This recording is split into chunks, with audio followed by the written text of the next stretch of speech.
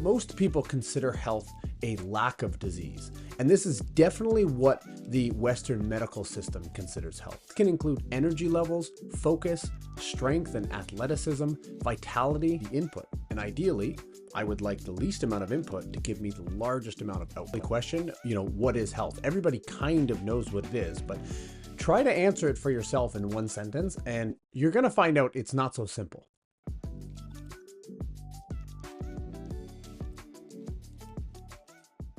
So the goal of this video is to answer two questions. What is health, and why do we even want to be healthy? Now, on the surface, this might sound like a silly question. What is health? Everybody kind of knows what it is, but try to answer it for yourself in one sentence, and you're going to find out it's not so simple. So most people consider health a lack of disease, and this is definitely what the Western medical system considers health.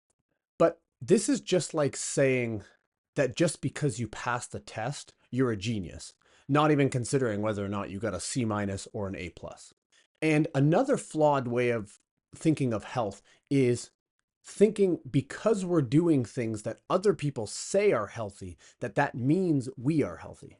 So at the end of the day, it doesn't matter if the most educated nutritionist tells you that something is healthy or a superfood.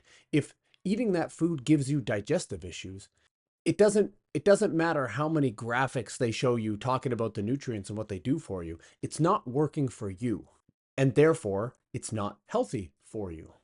So I do my best when speaking to actually avoid using the term healthy or unhealthy or good or bad, whether we're talking about nutrition or lifestyle pattern or exercises. Now, I do believe that there are things that are universally unhealthy, because I do believe there are things that are dangerous to us in certain doses or quantities. Let's say something like arsenic, for example. But as a rule, we want to approach everything we're discussing from the point of view that everybody's going to respond to different interventions and different stimuli in slightly different manners, and that can actually make a difference when we're talking about whether it's healthy or unhealthy for us. So understand that lots of people in the health field, including myself, will talk about things that we generally think are healthy, but understand there's no substitute for the trial and error process when it comes to figuring out what's healthy for you. We can't say what is a particular prescription for everybody to be healthy, but let's talk a little bit about what generalizes over most people. And when we talk about what's healthy, what are the various outcomes that are relevant to living a healthy life? So, what is health? This is a surprisingly difficult question to be specific about, mostly because of the time frame issue. So let's say we say health is about feeling good, and we also take as an assumption that exercise is good for us. Well, how do we rectify the fact that exercise doesn't feel good while we're doing it? So I believe the most practical way to think about the question of what is healthy is think, are the actions that we're taking on a day-to-day basis leading our bodies to regenerate or degenerate over time? So if you take the example of exercise, then you can accept that, okay, I'm making a trade-off of a temporary degeneration of my body for the outcome of future regeneration beyond what the starting point was. What constitutes health is also not one thing. It's a congregation of desirable outcomes.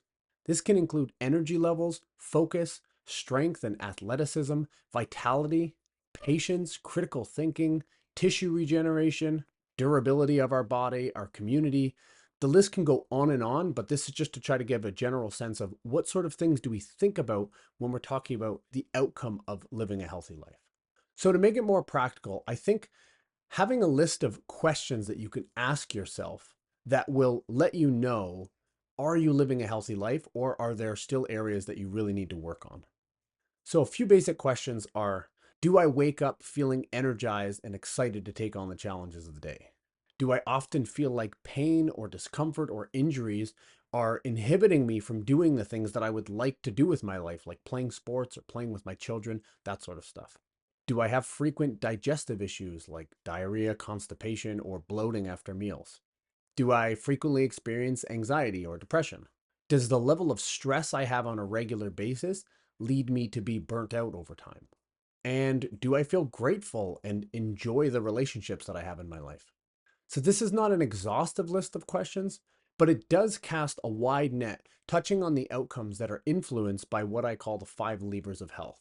This is movement, nutrition, sleep, psychology, and our social connections. I will have another video in the future diving into the specifics of each of those and how they actually allow us to leverage our health. But understand that these are the areas of our life that we can put inputs in to get outputs on the other end.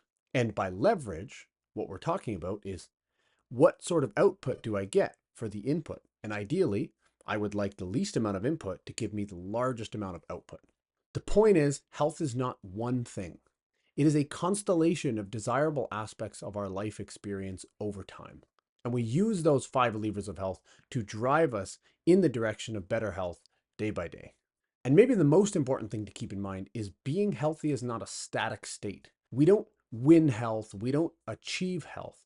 It's something that we have to practice. We have to wake up each day and choose to make the best decisions for ourselves and those around us. So this is also going to sound like a silly question, but why is living a healthy life even important? It's something we talk about all the time and we assume that it's good for us, but do we actually understand what is the result of actually being healthy? And this can become a little bit philosophical, but the important thing to understand here is that there's nothing in life that doesn't get better by being healthy. And in contrast, there's nothing in our life that doesn't get worse by being unhealthy. Now, this rests in the assumption that you value living life to its full potential. But then again, why would you not? Why would you want to live life at 70% of what you could?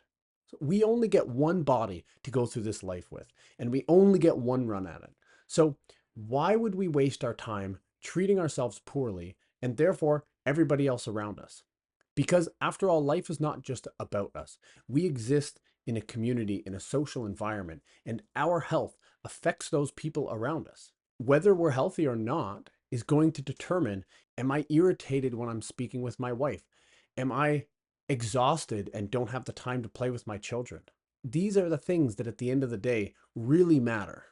So if we really care about ourselves, the people around us, and our responsibilities, whether that be our job or a business that we're running, we owe it to ourselves and to them to be at our best.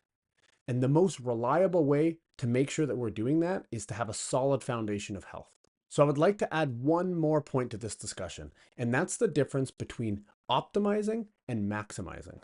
Now, in the Western world, we tend to gravitate very quickly to maximizing rather than optimizing. So if we are optimizing for health and vitality over the long term, this doesn't mean let me get as many workouts as I possibly can in during the week. And it also probably doesn't mean I'm never going to eat a slice of pizza ever again. Optimization is about the desired outcome. So if health and vitality is my desired outcome, there's going to be a point of diminishing returns with working out where I actually start to become more fatigued than I am energized by the workout. And in the case of delicious food, there might be a point where I'm more stressed about not ever eating pizza again than I would be if I just had a couple slices and let my body recover. So no exercise will leave us weak and unenergetic, but too much exercise will degenerate our bodies over time.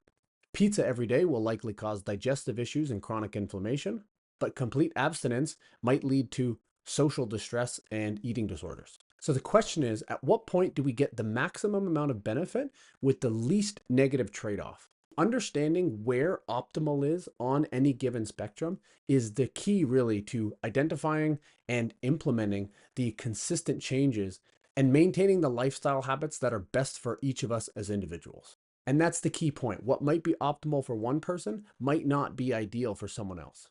So if you've made it this far in the video, you're obviously someone who wants to do their absolute best and doesn't take their life for granted and wants to take their health seriously. I hope you found value in this video, and I hope you are able to take what was discussed in this video, evaluate your own life, and take action to start or continue improving your own health.